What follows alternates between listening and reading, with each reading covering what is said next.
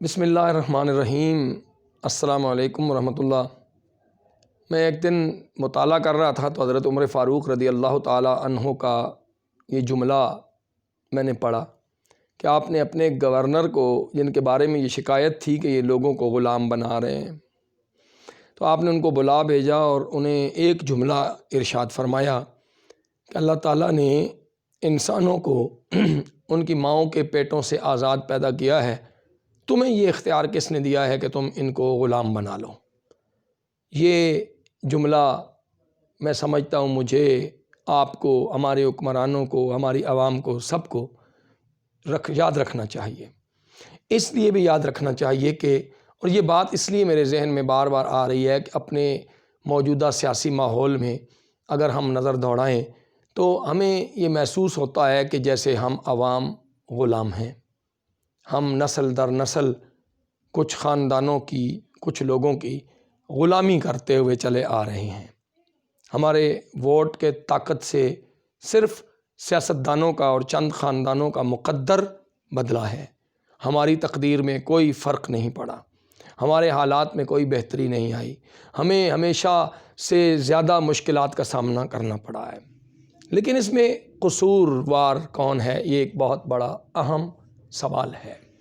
قصوروار اگر ہم ڈھونڈنے لگیں تو کوئی کہے گا سیاستدان قصوروار ہے، کوئی کہے گا مارشل لاء کے عامر اس کے قصوروار ہیں، کوئی کہے گا جی فلاں آدمی اس کا ذمہ دار ہے، کوئی کہے گا ہمارا پارلیمانی نظام اس کا ذمہ دار ہے، کوئی کہے گا جی اس کا صدارتی نظام اس کا ذمہ دار ہے۔ کوئی جس بندے کی رائے کا احترام سب کی رائے کا موجود ہے، ہر شخص اپنی اپنی رائے دے گا۔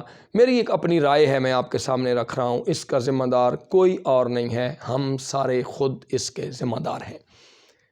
اگرچہ بات سخت ہے، تلخ ہے، کڑوی ہے، لیکن بات سچی ہے۔ ہم اس لیے اس کے ذمہ دار ہیں اپنے بدحالی کے کہ ہم نے اپنے ووٹ کی طاقت سے ان لوگوں کو ہم نے طاقت عطا کی ہے جو کبھی بھی ہمارے وفادار نہیں ہو سکتے۔ اس لیے کہ کند ہم جنس با ہم جنس پرواز، کبوتر با کبوتر باز بباز پرواز۔ ہمیشہ کبوتر جو ہے وہ کبوتر کے ساتھ پرواز کرے گا، باز باز کے ساتھ پرواز کرے گا، ہر جنس اپنی جنس کے ساتھ پرواز کرتی ہے۔ دنیا بھر میں آپ اگر اس چیز کا جائزہ لے لیں تو پاکستان کے عوام یا بر صغیر کے اوورال عوام کی بات اگر ہم کریں تو ہم لوگ بنیادی طور پر اس سوچ سے، اس فکر سے، اس نظریے اور ویژن سے آ رہی ہیں کہ ہم لوگ کبھی بھی اپنی جنس کے ساتھ پرواز کرنے کے لیے تیار نہیں ہیں۔ آج بھی ہمارے ذہنوں میں یہی سوچ ہے کہ چودھری صاحب مجھے پہچان لیں، خان صاحب مجھے پہچان لیں، فلاں وڈیرا صاحب میرا نام پہچان جائیں، میں جاؤں تو وہ مجھے 10 آدمیوں میں ہاتھ ملا لیں، ہمارے لیے آج بھی یہی کافی سمجھا جاتا ہے۔ اس لیے میں یہ عرض کرتا ہوں کہ ہم خود اس لیے ذمہ دار ہیں کہ ہم نے کبھی خود کی حالت کی بدلنے کے لیے کوشش نہیں کی ہے۔ ہم ہمیشہ خوشنما نعروں کی گونج میں اس رو میں بہہ جاتے ہیں۔ ہم اگر اس بات پر غور کریں، پچھلی پوری پاکستان کی سیاسی تاریخ کو اٹھا کے دیکھ لیں تو وہی لوگ ہیں، کبھی وہ مسلم لیگ میں ہوں گے، کبھی پیپلز پارٹی میں ہوں گے، کبھی وہ مسلم لیگ کاف میں ہوں گے، کبھی کسی اور جماعت میں ہوں گے، کبھی کسی اور جماعت میں ہوں گے، اور اب وہ سارے کے سارے تحریک انصاف میں ہوں گے۔ تو یہ سوال بڑا اہم ہے کہ ہم نے پارٹی بدلنے، جھنڈا بدلنے، نظریہ بدلنے، سوچ بدلنے کو ہم نے تبدیلی کا نام دے دیا۔ یہ خوشنما تبدیلی کے نعرے پیٹ نہیں بھرتے، یہ خوشنما تبدیلی کے نعرے مہنگائی کا زور کم نہیں کرتے، یہ خوشنما تبدیلی کے نعرے صحت اور روزگار عطا کرنے کے لیے کافی نہیں ہوتے۔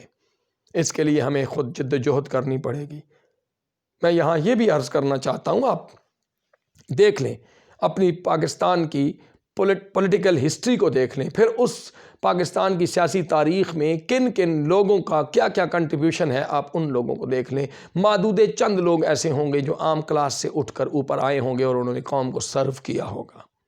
آپ دیکھ لیں مسلم لیگ نون کو دیکھ لیں، یہ سب لوگوں نے، جس طرح کاروبار نسل در نسل چلتا ہے، کاروبار وراثت میں منتقل ہوتا ہے، زمینیں جائیدادیں وراثت میں منتقل ہوتی ہیں، ان لوگوں نے بھی سیاست کو اپنا کاروبار بنا دیا۔ اگر آپ کو یقین نہیں تو آج بھی الیکشن کمیشن کی ویب سائٹ پہ چلے جائیں، وہاں پہ ان لوگوں کے اگر آپ نامینیشن پیپرز کو اٹھا کے دیکھ لیں تو ان میں سے بہت سارے لوگوں نے اپنا پروفیشن پالیٹکس لکھا ہوا ہے۔ پالیٹکس کیسے پروفیشن ہو سکتا ہے؟ میں اس لیے یہ بات کہتا ہوں کہ نسل در نسل یہ پولیٹکس بھی اب موروثی بنتی جا رہی ہے۔ آپ دیکھ لیجئے، پاکستان پیپلز پارٹی سے شروع کر لیں، سر شاہ نواز بھٹو، ان کے بعد ان کا بیٹا ذوالفقار علی بھٹو، ان کے بعد ان کی بیٹی بے نظیر بھٹو، میر مرتضیٰ، میر شاہ نواز، پھر آپ دیکھ لیں آصف علی زرداری، بلاول بھٹو، اور نئی انٹری ابھی آصفہ بھٹو۔ اب آپ آگے چلیں، مسلم لیگ کی مطلب پچھلے چند دہائیوں کی بات کو دیکھ لیں، مسلم لیگ نون کو دیکھ لیں، نواز شریف صاحب کے بعد ان کا بھائی شہباز شریف ہے، حمزہ شہباز ہے، ان کے ایک بھائی عباس شریف، اللہ ان کو غریق رحمت کرے، وہ بھی قومی اسمبلی کے ممبر رہے۔ ان کے بعد آپ دیکھ لیں ابھی مریم نواز آ گئیں، آپ دیکھ لیں عبدالصمد اچکزئی کے بعد ان کے بیٹے محمود اچکزئی ہیں، ان کے دوسرے بھائی ہیں جو گورنر بلوچستان بھی رہے ہیں، ان کے بعد ان کا بیٹا آ جائے گا۔ آپ خیبر پختونخوا میں آ جائیں، آپ خان عبدالغفار خان کو دیکھ لیں، آپ ان کے بعد ولی خان کو دیکھ لیں، پھر ان کے بعد ان کا بیٹا اسفند یار آ گیا، پھر بیگم نسیم ولی آ گئیں، اب اسفند یار کا بیٹا ایمل ولی خان آ گیا۔ آپ دیکھ لیں مولانا مفتی محمود صاحب کو دیکھ لیں، پھر مولانا فضل الرحمان صاحب آ گئے، پھر ان کے بعد ان کا بیٹا اسد آ گئے، اور پھر اس کے بعد مولانا عطا الرحمان آ گئے۔ پھر آپ مطلب مثال، یہ چند ایک مثالیں میں نے آپ کے سامنے عرض کی ہیں کہ یہ نسل در نسل موروثی سیاستدانوں کی نسلوں کو یہ وراثت منتقل ہو رہی ہے۔ تو میں یہ سوال کرنے میں حق بجانب ہوں کہ پھر ہم عوام جو ہیں ہم کہاں پہ کھڑے ہیں؟ کیا ہمیں اپنی بہتری کے بارے میں سوچ نہیں آتی؟ کیا ہم ہمیشہ ان لوگوں کے غلام رہیں گے؟ یاد رکھیے، جب تک ہم اپنی حالت کو بدلنے کے لیے خود کوشش نہیں کریں گے، یہی لوگ چہرے بدل کر، پارٹی بدل کر، نظریے بدل کر یہی لوگ آتے رہیں گے۔ کیا مجھے بتائیے، پیپلز پارٹی میں کتنے بڑے بڑے لوگ ہیں، کیا رضا ربانی جیسے لوگ، جہانگیر بدر اللہ ان کو غریق رحمت کرے، وہ تھے، آپ بے شمار قمر زمان بے شمار لوگوں کو آپ دیکھ لیں، کیا ان لوگوں میں وہ ٹیلنٹ موجود نہیں ہے؟ کیا ان لوگوں میں وہ صلاحیت موجود نہیں ہے کہ یہ پاکستان پیپلز پارٹی کی قیادت کر سکیں؟ آپ مسلم لیگ میں ہی دیکھ لیں، احسن اقبال کو دیکھ لیں، خواجہ سعد رفیق اسٹوڈنٹ پالیٹکس میں ایک بڑا نام رہا ہے وہ، ان کو دیکھ لیں، خواجہ آصف بے شمار دیگر لوگوں کو دیکھ لیں، کیا ان میں سے کسی ایک میں بھی صلاحیت نہیں ہے کہ مسلم لیگ نون کے قائد بن سکیں؟ آپ ادھر دیکھ لیں، میاں افتخار کو دیکھ لیں، بلور برادران کو دیکھ لیں، اے این پی کے لوگوں کے حوالے سے کیا ان پوری اے این پی میں کوئی ایسا بندہ نہیں ہے جو اے این پی کی قیادت کر سکے؟ آپ دیگر جماعتوں کو بھی دیکھ لیں۔ تو میں یہاں پہ اس لیے یہ بات عرض کرنے لگا ہوں، مجھے ان سے کوئی پرخاش نہیں ہے۔ آج ساری سیاسی ماحول انتہائی متعفن ہو چکا ہے، سیاسی ماحول انتہائی آلودہ ہو چکا ہے، ایک انتہائی حدت ہے سیاسی ماحول میں، اور چوکوں چوراہوں میں کھڑے ہو کے سیاستدان ایک دوسرے کے کپڑے اتار رہے ہیں۔ پاکستان کی سیاست میں اس طرح کی صورتحال کبھی نہیں آئی تھی۔ آج ہر سیاستدان یہ کہتا ہے کہ ہاں جی فلاں نے ملک لوٹ لیا اور ہم نے نہیں کیا۔ میرا سوال یہ ہے کہ پچھلے 72-73 سال میں پاکستان کا یہ حال کس نے کیا ہے؟ ہم عوام نے نہیں کیا، ہمارے باپوں نے، ہمارے دادوں نے، ہمارے بزرگوں نے۔ عوام کے حوالے سے میں بات کر رہا ہوں، کسی نے بھی پاکستان کو نہیں لوٹا، کسی نے بھی پاکستان کو نہیں توڑا۔